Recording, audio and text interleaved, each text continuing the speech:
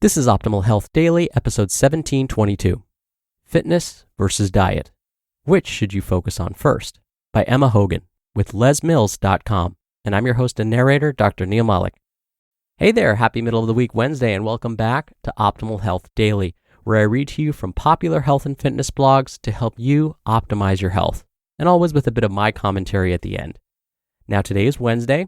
Like I do every Wednesday, I'd like to share a little bit of inspiration with you. So here we go. Quote, always new, always exciting, always full of promise. The mornings of our lives, each a personal daily miracle. Gloria Gaither.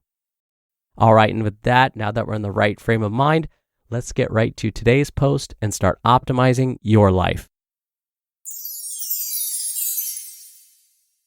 Fitness versus diet. Which should you focus on first? By Emma Hogan with lesmills.com. How boosting fitness beats weight loss tactics. A compelling new research review could help spark life-changing fitness habits for millions. There are an estimated 650 million obese adults worldwide, and each year, 2.8 million people die as a result of being overweight or obese.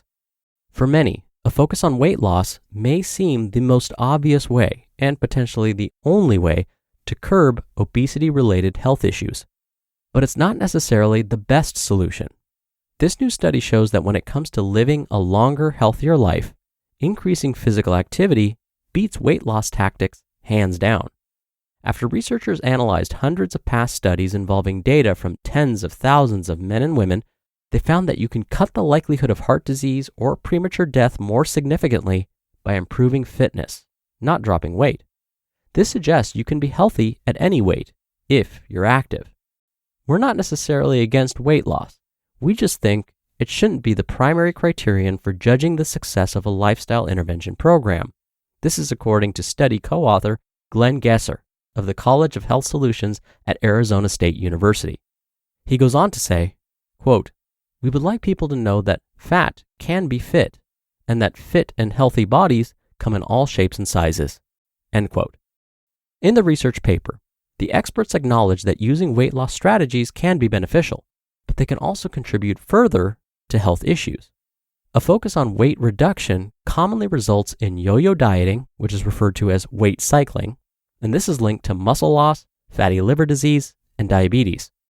Given our weight-obsessed culture, it can be challenging for programs that are not focused on weight loss to gain traction, but hopefully, studies such as this awaken people to the value that comes from focusing on physical activity. And as Gesser points out, for many, drastic changes are not required to make a difference. According to Gesser, quote, the benefits of exercise are dose dependent, with the biggest benefits coming from just moving out of the couch potato zone to doing at least some moderate intensity activity. Gesser goes on to say, quote, it's also important to emphasize that physical activity can be accumulated throughout the day. For example, multiple short walks during the day, even as short as 2 to 10 minutes each, are just as beneficial as one long walk for your health. End quote. Amazing avocados remove fat from dangerous places. Forget apples. An avocado a day could offer more significant health benefits for a huge proportion of the planet's population. A recent study of overweight or obese individuals found that women who consumed one avocado a day had a reduction in deep visceral belly fat, which is particularly dangerous for your health. The findings came after study participants ate one specific meal each day for 12 weeks. Half the participants enjoyed meals that incorporated a fresh avocado. Half had nearly identical meals with similar calories, yet no avocado. Lead researcher Naiman Khan says, quote, the goal wasn't weight loss. We were interested in understanding what eating an avocado does to the way individuals store their body fat. The location of fat in the body plays an important role in health, end quote. Visceral fat is the fat that sits deep in the abdomen, surrounding the internal organs, and it's the most undesirable type of fat. Those with a higher proportion of visceral fat are at a greater risk of developing diabetes and other health issues.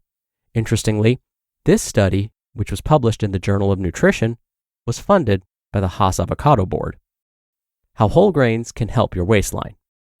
A 2021 study has shown whole grains provide benefits on a whole lot of levels.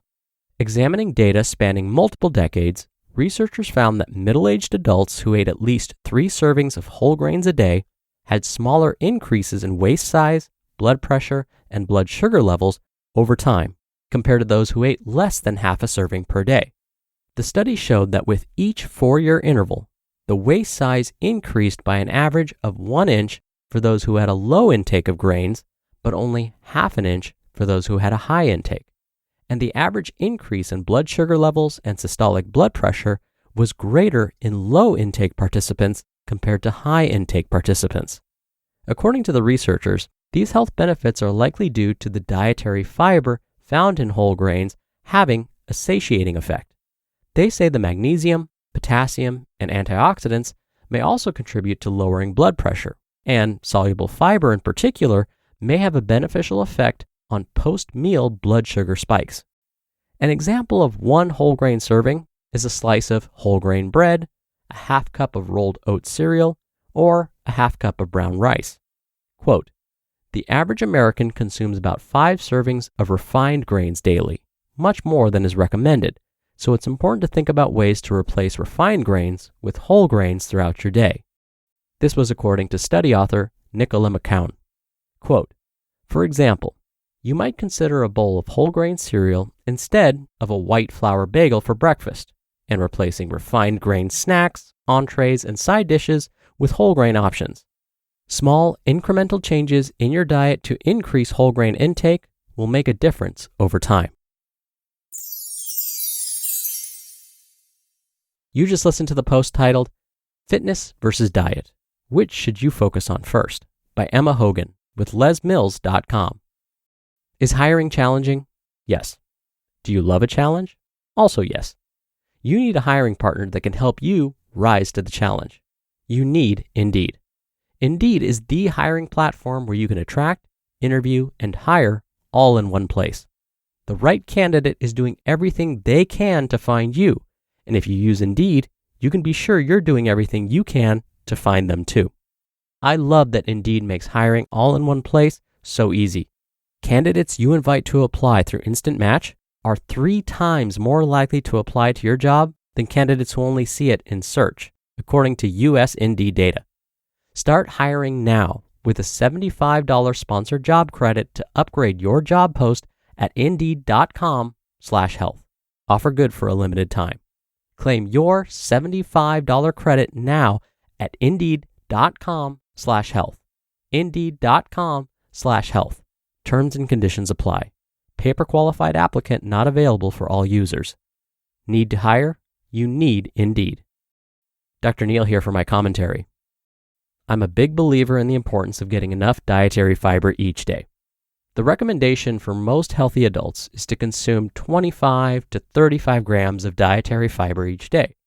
Researchers have discovered that most Americans only consume about 10 to 12 grams of dietary fiber each day, so less than half of what's recommended. As today's author Emma mentioned, fiber can be helpful for weight loss because it can increase feelings of satiety, meaning after consuming foods that contain fiber, we feel fuller longer.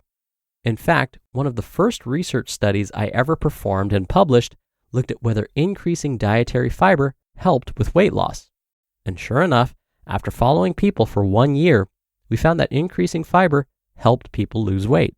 Plus, we're learning more and more about how the gut microbiome may play a role in weight loss. And one of the best ways to keep the gut microbiome healthy is to consume enough dietary fiber each day. Now, if you want to try consuming more fiber each day, don't do it all at once. Increase fiber into your diet slowly.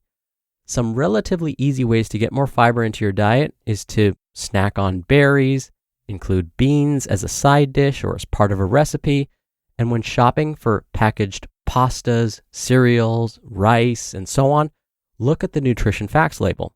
Try and buy a product that contains at least 3 grams of dietary fiber per serving. Oh, and whenever you increase your fiber intake, go ahead and increase your water intake too. Again, no need to go overboard on either of those. Just increase both gradually. All right, that'll do it for another edition of Optimal Health Daily. Thank you so much for listening, and I'll be back here tomorrow, so hopefully I'll see you there where your optimal life awaits.